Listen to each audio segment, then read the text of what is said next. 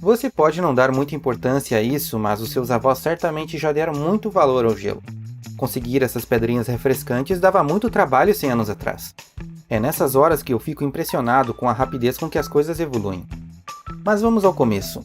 Na antiguidade, existiam diferentes formas de manter os alimentos em temperaturas mais baixas que o ambiente. Uma maneira era mergulhar a fruta ou o recipiente com o alimento em um riacho ou um poço com água fresca. Os egípcios utilizavam um método bem interessante para manter os alimentos frescos. Eles colocavam os alimentos dentro de grandes potes de barro que eram molhados por fora e constantemente abanados, utilizando a evaporação da água para baixar a temperatura. O mesmo processo utilizado neste refrigerador de leite antigo. Os poros do pote de barro permanecem úmidos devido ao efeito capilar da água, e a evaporação diminui a temperatura interna. Já os privilegiados que moravam próximos de montanhas congeladas podiam saborear uma bebida gelada ou até conservar os alimentos, utilizando o gelo natural obtido do topo das montanhas. Algo que as famílias mais afortunadas da Roma Antiga ou da China, por exemplo, podiam desfrutar. Na Pérsia, existia o Yakshaw, uma casa de gelo desenvolvida há mais de 2.400 anos. Era um projeto engenhoso que utilizava técnicas de ventilação natural e isolamento térmico para armazenar o gelo coletado no inverno e preservá-lo até o verão. Durante o inverno, a água era canalizada para um reservatório na parte externa, onde congelava durante as noites frias, produzindo gelo. Como o ar mais frio desce, o gelo coletado era armazenado no fundo do reservatório, que ficava abaixo do nível do solo. Por outro lado, o formato cônico com um furo no meio do teto permitia que o ar de fora circulasse através da estrutura e fosse canalizado para cima, levando embora o ar quente que acumula na parte superior. Era assim que os persas garantiam a bebida gelada do verão. Com o tempo, nos países ocidentais, surgiu um utensílio muito útil chamado de caixa de gelo, feito de madeira e metal e que permitia conservar os alimentos ao se colocar um grande bloco de gelo dentro, que era entregue pelo profissional chamado de o Homem do Gelo. E olha só, eles entendiam de física básica. O gelo ficava na parte superior, porque o ar quente sobe e o ar frio desce, não é mesmo? Mas voltando ao Homem do Gelo, ele nos leva a uma história bem interessante sobre o lucrativo negócio do gelo, que deixou o norte-americano Frederick Tudor muito mais rico e com o título de o Rei do Gelo. Muita gente não faz ideia disso, mas entre 1806 e 1920, milhões de pessoas no planeta obtinham gelo de navios saindo de Boston, nos Estados Unidos. Este lago, por exemplo, foi um grande produtor de gelo. Em 1806, Frederick Tudor percebeu que a maioria dos navios que saíam do movimentado porto de Boston saíam vazios para buscar mercadorias ao redor do mundo. Na verdade, eles não saíam totalmente vazios. Para melhorar a estabilidade dos navios, os porões eram preenchidos com pedras para aumentar o peso de lastro. Tudor também percebeu uma coisa que ele tinha em abundância e que ao mesmo tempo não tinha valor algum no lugar em que estava, mas que nos lugares mais quentes do planeta, onde muitos daqueles navios atracavam, era um item inexistente: o gelo. Não demorou muito para ele ligar os pontos e ver que estava diante de uma situação de um produto barato, transporte barato e demanda alta, já que ele podia substituir as pedras levadas no fundo dos navios por centenas de blocos de gelo. Obviamente que a maioria das pessoas não acreditou que o gelo pudesse ser levado muito longe, mas ele foi. Após algumas tentativas, Tudor desenvolveu um processo para enviar os inúmeros blocos de gelo envoltos com serragem, que é um ótimo isolante térmico e que já era utilizado há muito tempo para armazenar o gelo nos locais mais frios ou perto de montanhas congeladas.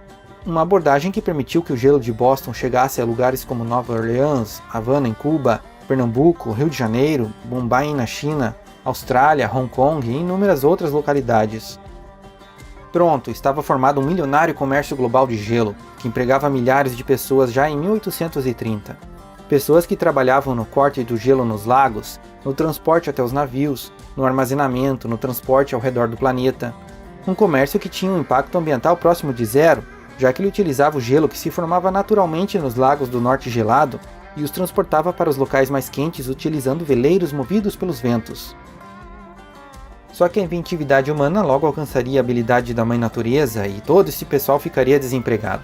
Na verdade, a máquina que acabaria com o negócio do Rei do Gelo já estava em desenvolvimento mesmo antes de ele iniciar o seu negócio global em 1806. Em 1755, na Escócia, William Cullen já havia produzido gelo em seu laboratório utilizando éter, que é um anestésico.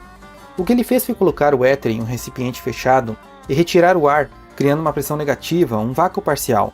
Isto reduziu o ponto de ebulição do líquido e fez com que ele evaporasse rapidamente, absorvendo o calor e formando cristais de gelo na parte externa do recipiente. Um experimento simples que lançou a base para que os inventores seguintes desenvolvessem suas máquinas. Em 1805, o norte-americano Oliver Evans foi o primeiro a descrever a refrigeração por compressão de vapor e a propor um projeto teórico do primeiro refrigerador, identificando todos os componentes principais. Mas levaria 3 décadas até que alguém fosse capaz de construir um exemplo prático. Em 1818, o inventor norte-americano Jacob Perkins, que vivia na Inglaterra, conheceu pessoalmente o inventor Oliver Evans, que explicou as suas ideias sobre uma máquina de refrigeração. Tendo como base estes conhecimentos, Perkins projetou e patenteou na Inglaterra sua própria versão de uma máquina para produzir gelo em 1834. Uma máquina que empregava um inovador sistema de compressão de vapor de ciclo fechado, que se tornaria o segredo por trás do funcionamento dos refrigeradores. Também era um protótipo não destinado ao uso doméstico, já que utilizava substâncias perigosas como éter e amônia no processo de resfriamento, e que não passou da fase de protótipo, visto que o Perkins acabou falecendo em 1849. Outro inventor que utilizou as ideias de Oliver Evans sobre este assunto foi o médico norte-americano John Gorrie. Especialista em doenças tropicais, ele utilizava bacias com o gelo obtido do Rei do Gelo para resfriar os quartos de seus pacientes com febre amarela na Flórida. Algo que era muito caro e inviável, como pode imaginar, uma situação que fez o Gorrie entrar na pesquisa de fabricação de gelo artificial. Em 1841, ele começou a trabalhar em uma máquina que utilizava a compressão e a rápida expansão do ar em uma serpentina submersa em um tanque com água salgada para produzir o gelo no tamanho de tijolos já em 1850. Em 1851, ela se tornou a primeira patente desse tipo de máquina nos Estados Unidos. Gorrie, empobrecido por ter largado a carreira médica para se dedicar à invenção, passaria os 4 anos seguintes tentando arrecadar fundos para financiar a produção comercial da máquina. Também seriam 4 anos sendo ridicularizado e humilhado pelas críticas públicas que supostamente eram financiadas pelo Frederick Tudor, o Rei do Gelo, e por religiosos da época que consideravam o gelo uma criação de Deus e não domínio dos humanos. Gorrie morreu pobre e sozinho em 1855. Neste mesmo tempo, na Austrália, o inventor James Harrison também projetou e construiu uma máquina que utilizava o éter e um compressor acionado por um motor a vapor para produzir gelo já em 1851. A máquina foi refinada, patenteada e utilizada para implementar o primeiro negócio de gelo artificial comercialmente viável em 1854, capaz de produzir 3 toneladas de blocos de gelo por dia. Como a Austrália estava muito distante dos Estados Unidos ou da Noruega, onde o gelo natural era extraído, o gelo de Harrison acabava ficando competitivo. Até o início da década de 1910, as máquinas de gelo eram extremamente grandes, movidas a vapor ou motores de combustão, e projetadas para fazer gelo em escala industrial. Esta aqui, por exemplo, é uma fábrica de gelo portátil usada pela Cruz Vermelha Americana. O primeiro refrigerador elétrico para uso doméstico relevante só seria inventado em 1913. O Domelré foi desenvolvido pelo norte-americano Fred William Wolf, e até chegou a vender algumas centenas de unidades. Só que era um aparelho pouco atraente e caro para o público mais amplo, e com muito espaço para melhorias, não é mesmo? Em 1918, William Durand, cofundador da General Motors, comprou uma pequena empresa de refrigeradores e fundou a empresa Frigidaire, que iniciou a produção em massa de refrigeradores domésticos. Uma produção que ainda assim era bem pequena. A situação só começou a mudar com o lançamento do refrigerador General Electric Monitor Top, lançado em 1927, considerado o primeiro refrigerador doméstico acessível para a classe média e que realmente foi produzido em massa nos Estados Unidos. O diferencial dele era o seu compressor localizado na parte superior, lembrando a torre do canhão do USS Monitor, daí a origem do nome. Uma característica que mudaria já no final da década de 1930, com as peças do compressor sendo alocadas na parte inferior do refrigerador. Um modelo que, apesar de inovador e funcional, ainda não conseguia impulsionar as vendas como esperado. Em 1930, apenas 10% das famílias dos Estados Unidos tinham um refrigerador em casa. O principal motivo que ainda segurava as vendas desses equipamentos, além do preço, é claro, eram os produtos tóxicos utilizados no líquido refrigerante, que frequentemente vazavam, provocando morte. Fato que ainda em 1930 mantinha viva a indústria do gelo natural. Isso só mudou quando as empresas americanas DuPont e Frigidaire da General Motors se juntaram para desenvolver o famoso gás Freon em 1929, que era menos perigoso para os humanos, inodoro e não inflamável, mas que décadas mais tarde descobriu-se ser extremamente destrutivo para a camada de ozônio. Apesar disso, o gás freon removeu o último obstáculo para que as vendas dos refrigeradores disparassem em todo o mundo. Na medida em que mais casas foram tendo acesso à energia elétrica, visto que este também era o momento de implementação do sistema elétrico em grande parte do mundo, mais e mais pessoas foram adquirindo um belo e elegante refrigerador, diminuindo o desperdício de comida e os problemas intestinais. Para ter uma ideia, só nos Estados Unidos, a evolução foi de 10% das famílias com refrigerador em casa em 1930 para 56% em 1940 e 80% em 1951. Mas afinal, como funciona o refrigerador? Bem, antes é interessante entender o que é temperatura, pressão, volume e calor, mas vai ser uma explicação bem básica só para entendermos o funcionamento do refrigerador. Vamos pegar como exemplo este recipiente contendo um gás ideal. A temperatura deste gás é uma medida da energia cinética média dessas partículas, ou basicamente a velocidade média dessas partículas. Elas estão sempre em movimento, a diferença é que as mais quentes se movem mais do que as mais frias. A pressão é a quantidade de força por unidade de área que é aplicada perpendicularmente à superfície do recipiente quando essas partículas colidem na lateral, e o volume é o espaço ocupado por elas. Se aumentar a temperatura deste recipiente que não pode variar o volume, como em uma panela de pressão, ele irá aumentar a pressão interna, já que irá aumentar o nível de agitação das partículas e, consequentemente, as colisões com as paredes. Se o recipiente for resfriado, a pressão irá diminuir acompanhando a queda de temperatura. Esta relação também acontece se a variação for na pressão. Se ela aumenta, a temperatura aumenta. Se a pressão diminui, a temperatura diminui. Mas e o que é o calor?